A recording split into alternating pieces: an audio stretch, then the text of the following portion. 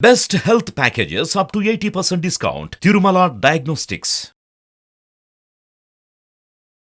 నమస్కారం శ్రీ ఆచార్య అనంతకృష్ణ స్వామి గారు. నమస్కారం అండి.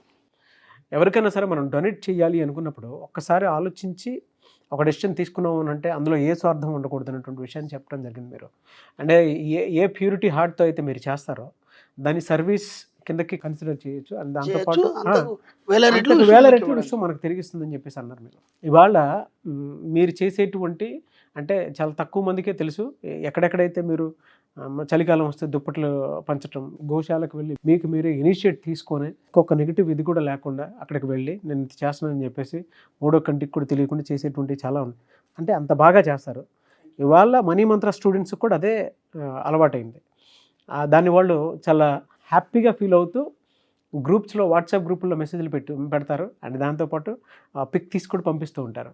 నేను చాలా గర్వంగా ఫీల్ అవుతాను ఏంటంటే మా మనీ మంత్ర గ్రూప్ అయితే మాత్రం సంస్కారవంతమైన గ్రూప్ అండి నిజంగా. ఎందుకంటే వాళ్ళు ఎంత పద్ధతిగా మాట్లాడుకుంటారు గ్రూప్లో కూడా, ఎంత సిస్టమేటిక్గా ఉంటారంటే వాళ్ళు చేయడంతో పాటు ఎక్కడెవరైనా మిస్టేక్ చేస్తే కూడా వాళ్ళని వెంటనే హెచ్చరిస్తే ఇలా కాదు, ఇలా మన సబ్జెక్ట్లో ఇలా చెప్పబడిందని చెప్పేసి వాళ్ళే డిస్కషన్ చేసుకుంటూ వాళ్ళ జీవితాన్ని ఎంత చక్కగా ఒక అందంగా తీర్చిదిద్దుకుంటున్నారంటే మనం కొంతవరకే చెప్పగలుగుతాం. ప్రతిదీ మనం దగ్గర నుండి చెప్పలేం, కానీ ఆ గ్రూపులో వాళ్ళు చక్కగా డిస్కస్ చేసుకొని ఆ సబ్జెక్ట్ని ఇంకా ఇంప్రూవ్మెంట్ చేసుకుంటాం. ఎవరేం సాధించారు, ఎంత సాధించారు, చాలు వాళ్ళు సక్సెస్ అయితే నేను సక్సెస్ అయినట్టే. Thank you sir, thank you so much. So 494వ మనీ మంత్ర వీడియో, ఈ వీడియోలో ఏం చెప్తున్నారా? ఇక్కడ చాలామంది జీవితాల్లో వయసు అంతా అయిపోతుంది, 40-50 సంవత్సరాలు వస్తున్నాయి. పాపం చిన్న చిన్న కోరికలు కూడా తీర్చలేకపోతున్నారు వాళ్ళు. అంటే ఎందుకు అలా జరుగుతుంది, వాళ్ళు ఎందుకు ఆ కోరికల్ని తీర్చాలని అనుకోవట్లేదు. నేను గతంలో కూడా కొన్ని వీడియోలో చెప్పాను, తండ్రి చేసిన అప్పు కొడుకు కడతాడు. అంటే నీ పిల్లల్ని కన్నది నీ అప్పులు కట్టడానికా, లేకపోతే పిల్లల్ని నీ అప్పుల కోసం బలి చేయడానికి? ఎంతవరకు కరెక్ట్ అది? ఇంత కూడా నేను ఎన్నో వీడియోలో దీని విషయాల్లో ఎన్నో రకాలుగా నేను చర్చించడం జరిగింది. చిన్న కోరిక, పాపం ఉంది, ఏదో కావాలనింది, దానికోసం ఆ అమ్మాయి 10 సార్లు అడగాలి మిమ్మల్ని. చిన్న కోరిక, అదొక 2-3 వేల కోరికనే, పెద్ద సమస్య కాదు. సింపుల్గా ఫీజు కట్టాలి, ఆ ఫీజు కట్టడానికి నేను 10 సార్లు అడగాలి. వాళ్ళు ఎవరు? నీ కూతురు కదా, నీ కొడుకు కదా, నీ భార్య కదా. నీ భార్య ఒక చిన్న చేంజ్ చేయించడానికి 10 సంవత్సరాల నుంచి దాన్ని పెండింగ్ వేస్తూనే ఉంటావు. 10 సంవత్సరాల నుంచి ఒక చేంజ్ చేయించడానికి నువ్వు పెండింగ్ వేస్తూనే ఉంటావు. కానీ నువ్వు మాత్రం ఎక్కడ తగ్గవు. నీ పార్టీలు కానీ నీ స్వార్థం కానీ ఎక్కడ కూడా తగ్గదు. ఇక్కడ వాళ్ళు వేరు కాదు కదా, నువ్వు వాళ్ళు వేరు కాదు కదా. వాళ్ళు నీతోనే ట్రావెల్ చేస్తున్నారు కదా. వాళ్ళ అవసరాలని, వాళ్ళ ప్రైమరీ నీడ్స్ నువ్వు ఎందుకు చూడలేకపోతున్నావు? కనీసం ప్రైమరీ నీడ్స్ కూడా సరిగ్గా సక్రమంగా నిర్వహించలేకపోతున్నావు. అంటే నీ జీవితం పట్ల నీకు బాధ్యత లేకుండా ఉంది. ఎప్పుడైతే జీవితం పట్ల నీకు బాధ్యత లేదో జీవితం మొత్తం అలాగే సాగిపోతుంది. ఇంకా నీ జీవితంలో ఏం సాధించలేవు. చివరి క్షణంలో నువ్వు చాలా బాధపడాల్సి వస్తుంది. ఎందుకంటే ఎంతోమంది చూశాను నా క్లాస్కి వచ్చిన వాళ్ళని, ఇంత వయసు వచ్చింది, ఇంతవరకు ఇది చెప్పేవాడు లేడు, ఎలా జీవించాలని చెప్పేవాడు లేడు. ఇప్పుడు తెలిసిందండి, ఇప్పుడు ఏం చేయాలి నేను, ఇప్పటికైనా చేయొచ్చు అని తెలుసుకొని ఇప్పుడు ఈ 2-3 సంవత్సరాల్లో సాధించిన వాళ్ళు ఎంతోమంది ఉన్నారు. నేను గతంలో కూడా ఒక వీడియోలో చెప్పాను, ఒక ఆయన దాదాపు 70 సంవత్సరాలు ఉన్నాయి పెద్ద ఆయన.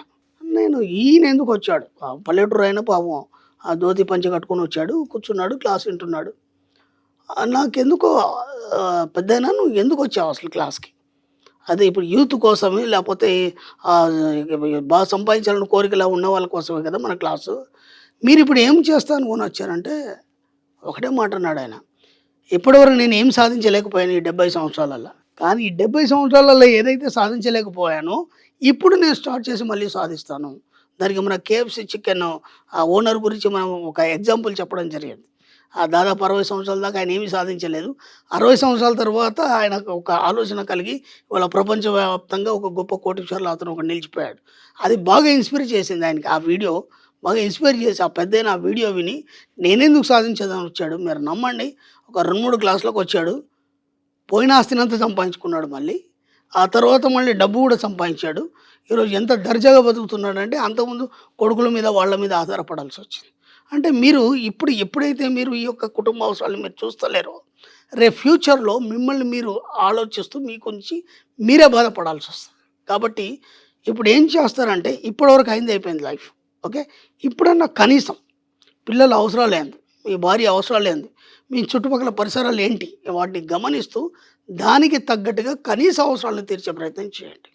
ఎందుకంటే మీరు కూడా ఏదో ఆవేశంలో, ఏదో ఆవేదనలో మీకు కావాల్సినవి కూడా మీరు ఇప్పటివరకు పొందలేరు. కాబట్టి మీకు కావాల్సిన కోరికలు ఏవైతున్నాయో వాటన్నీ తీర్చేసుకోండి. అలాగే పిల్లలకు కానీ, భార్యకు కానీ ఎలాంటి కోరికలు ఉన్నా సరే వాటిని తీర్చే ప్రయత్నం చేయండి. ఎందుకంటే కోరికలతో కూడిన మనస్సు, అంటే కోరికలు తీర్చలేని మనస్సు, అది మిమ్మల్ని ఎక్కడ కూడా ఎదగనివ్వదు. కాబట్టి ఎలాంటి కోరికలు ఉన్నా ముందు తీర్చేసుకొని మన సబ్జెక్ట్లో చెప్తాం. ఇంతకుముందు ఏవేమో మనం ఒక షాప్కి వెళ్ళాం, ఒక వస్తువు కొనాలనుకున్నాం, డబ్బులు సరిపోలేదు, రిటర్న్ వచ్చాం. ఓకేనా? ఎక్కడికి వెళ్ళాము, బిర్యానీ తినాలనిపించింది, ఎందుకులే దీనికి అనవసరంగా 500-600 ఎందుకు పెట్టాలి, ఇంట్లో అయితే 100 రూపాయలు నేను ఏదో తెచ్చుకొని తినొచ్చు కదా అని అలా రిజెక్ట్ చేసిన సందర్భాలు ఎన్నో వందలు ఉన్నాయి మనకి. కాబట్టి ఇక నుంచి ఏ కోరికైనా సరే తీర్చుకునే ప్రయత్నం చేయండి. ఎందుకంటే కామి కాని వాడు మోక్షకామి కాడు. కోరికలన్నీ తీర్చుకుంటేనే మీకు మోక్షాన్ని అర్హులని చెప్పి శాస్త్రం చెప్తుంది. మీ పిల్లల కోరికలు కానీ, మీ ఇంట్లో వాళ్ళ కోరికలు కానీ, మీ కోరికలు కానీ ఇక్కడి నుంచి తీర్చే ప్రయత్నం చేయండి.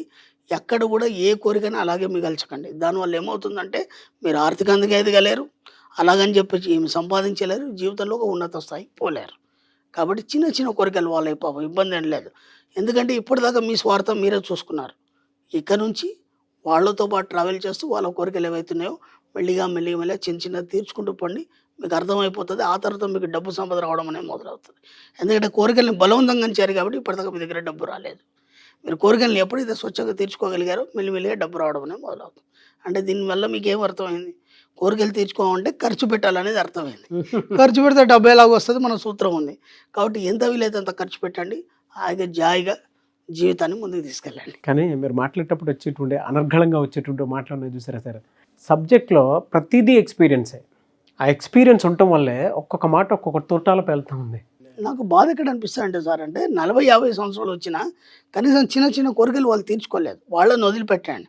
పిల్లల కోరికలు తీర్చలేదు, ఇంట్లో వాళ్ళ కోరికలు తీర్చలేదు, వాళ్ళ జీవితం అలాగే ముగిసిపోయిన వాళ్ళు కూడా చాలామంది ఉన్నారు. ఆ జీవితానికి అర్థమే ఉందండి. కాబట్టి ముందు చిన్న చిన్న కోరికలు తీర్చుకోవడం అలవాటు చేసుకోండి. ఆ తర్వాత మీకు అర్థమవుతుంది దాంట్లో ఎంత ఆనందం ఉంది. దానివల్ల ఎప్పుడైతే మీ మనసు ఆనందాన్ని చెందుతుందో అప్పుడు అన్నీ పొందడం అనేది జరుగుతుంది. ఆ విధంగా వెళ్ళే డబ్బు రావడం స్టార్ట్ అవుతుంది. ఆ తర్వాత పెద్ద కోరికలు తీర్చుకోండి. ఎక్కడ ఏ కోరికల్ని చంపకండి, నేను చెప్పేది అది. మన మనసు ఎంత హ్యాపీగా ఉంటే ఆ ఎనర్జీని ప్రతి 10 చోట్ల మనం పెట్టడానికి అవకాశం ఉంటుంది. ఎస్, ముందు మీరు చెప్పినట్లు మన కోరికలు ఏవైతే ఉంటాయో సార్, ఆ కోరికలను తీర్చుకునేటప్పుడు అంటే బాధ్యతతో కూడుకున్నటువంటి కోరికలు ఏవైతే ఉంటాయో వాటిని ఫుల్ఫిల్ చేసుకున్నప్పుడు మనశ్శాంతితో పాటు మనశ్శక్తి కూడా మనకు లభిస్తుంది. ఆ ఎనర్జీ నుంచి మనం ఏదైనా సాధించగలుగుతాం, సాధించవచ్చు, ఏదైనా సృష్టించవచ్చు. డబ్బు సంపాదించడం ఈజీగా వస్తుంది. అవును, డబ్బు సంపాదించడం అనేది ఈజీగా వస్తుంది. సూత్రం అదే కదా సార్. కోరికల్ని బలవంతంగా అంచకండి. కోరికలు బలవంతంగా అణుచుకోవద్దు. ఇప్పుడన్నా కనీసం ఇంత వయసు వచ్చింది, ఇప్పుడన్నా కనీసం మీ కోరికలు తీర్చేసుకోండి. మళ్ళీ చెప్తున్నాను, బాధ్యతతో కూడుకున్నటువంటి డిజైర్స్ ఏవైతే ఉన్నాయో, కోరికలు ఏవైతే ఉన్నాయో, ఎయిమ్స్ అంటారు వాటిని. సో వాటిని మాత్రం మీరు ఫుల్ఫిల్ చేసుకోవాలి అనుకుంటే రిగ్రెట్ ఎప్పుడు ఉండకూడదు. రిగ్రెట్ ఉంటే మళ్ళీ వెనకబడిపోతారు. పిల్లలు కదా, వాళ్ళు మిమ్మల్ని తప్ప ఇంకెవరిని అడుగుతారు? పిల్లలు అవును, మిమ్మల్ని అడుగుతారు కదా. కనీసం వాళ్ళ కోరికలు తీర్చాలి, బాధ్యత కదా. అవును అవును, మీరు చెప్పినట్టు బాధ్యతతో కూడిన కోరికలు. Thank you sir, thank you so much Shri Acharya Anantakrishna Swami గారు. Thank you.